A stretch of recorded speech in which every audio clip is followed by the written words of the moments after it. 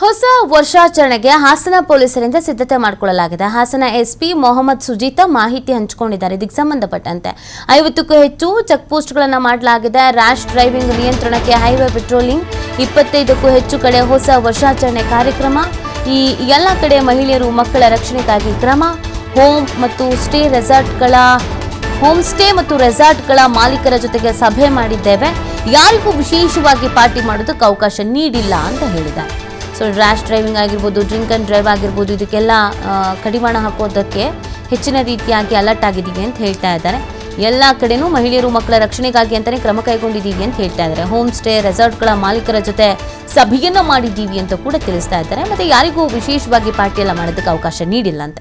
ಕೆಲವು ಕಡೆಯಲ್ಲಿ ಫ್ಯಾಮಿಲಿ ಅಥವಾ ಫ್ರೆಂಡ್ಸ್ ಅಥವಾ ಆಫೀಸ್ ಕೊಲೀಗ್ಸ್ ಈ ಥರ ಎಲ್ಲ ಸಪ್ರೇಟಾಗಿ ಪಾರ್ಟಿ ಮಾಡ್ತೀವಿ ಅಂತ ಅರೇಂಜ್ ಮಾಡ್ಕೊಂಡಿರ್ತಾರೆ. ಬಟ್ ಅದಕ್ಕೆಲ್ಲ ಇಲ್ಲ, ಅವಕಾಶವನ್ನು ಮಾಡಿಕೊಟ್ಟಿಲ್ಲ. 50ಕ್ಕೂ ಹೆಚ್ಚು ಚೆಕ್ ಪೋಸ್ಟ್ಗಳನ್ನು ಕೂಡ ನಾವು ಮಾಡಿದ್ದೀವಿ ಅನ್ನೋದನ್ನು ತಿಳಿಸ್ತಾ ಇದ್ದಾರೆ. ರ್ಯಾಶ್ ಡ್ರೈವಿಂಗ್ ನಿಯಂತ್ರಣಕ್ಕೆ ಹೈವೇ ಪೆಟ್ರೋಲಿಂಗ್ ವ್ಯವಸ್ಥೆಯನ್ನು ಕೂಡ ಮಾಡಲಾಗಿದೆಯಂತೆ.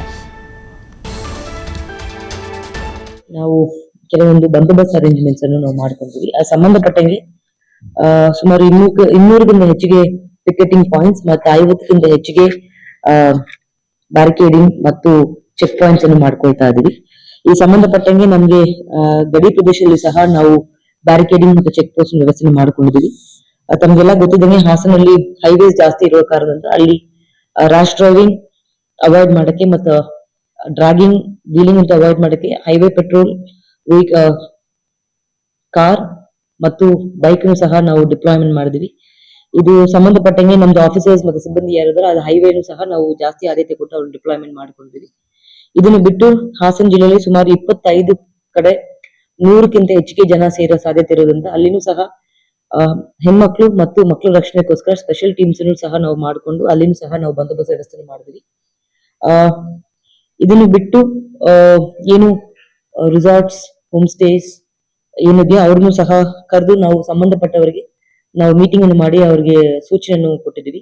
ಇದರಲ್ಲಿ ಯಾರಿಗೂ ಸಹ no special permissions for any parties ಯಾರಿಗೂ ಕೊಡಲಾಗಿಲ್ಲ. ಮತ್ತೆ ಈ ಸಂಬಂಧಪಟ್ಟಂಗೆ ಏನು ಹೋಟೆಲ್ಸ್, ಲಾಡ್ಜಸ್ ಮತ್ತು ರಿಸಾರ್ಟ್ಸ್ ಇದ್ದಾರೋ ಅದನ್ನು ಅವ್ರ ಆಚರಣೆ ಸಂಬಂಧಪಟ್ಟಂಗೆ ಅದೆಲ್ಲ ಒಳಗೆ ಮಾತ್ರ ಇರಬೇಕು, ಅದು ಹೊರಗೆ ಬರಂಗಿಲ್ಲ. ಮತ್ತೆ no special permission has been given with regard to extra timings. ಇದು ಸಂಬಂಧಪಟ್ಟಂಗೆ ನಮ್ಗೆ ಏನು ಸಿಬ್ಬಂದಿ ಡಿಪ್ಲಾಯ್ಮೆಂಟ್ ಏನಿದೆ ಒಂದು 10 ಸ್ಪೆಷಲ್ ತುಕಡಿಯನ್ನು ನಾವು ಡಿಪ್ಲಾಯ್ ಮಾಡಿದ್ವಿ. ಇದನ್ನು ಬಿಟ್ಟು ಸುಮಾರು 300 ಜನ ಹೋಮ್ ಗಾರ್ಡ್ಸ್ ಸಹ ನಾವು ಸೆಪರೇಟ್ ಆಗಿ ಹೊಸ ವರ್ಷ ಆಚರಣೆ ಬಂದೋಬಸ್ತ್ಗೋಸ್ಕರ ನಾವು ಡಿಪ್ಲಾಯ್ಮೆಂಟ್ ಮಾಡ್ತಾ ಇದ್ವಿ. ಇದನ್ನು ಬಿಟ್ಟು ಸೋಷಿಯಲ್ ಮೀಡಿಯಾದಲ್ಲಿ ಸಹ ನಾವು ಮಾನಿಟರಿಂಗ್ ಏನು ರೆಗ್ಯುಲರ್ ಮಾಡ್ತೇವೆ ಅದನ್ನು ಸಹ ಮಾಡ್ತಾ ಇದ್ವಿ.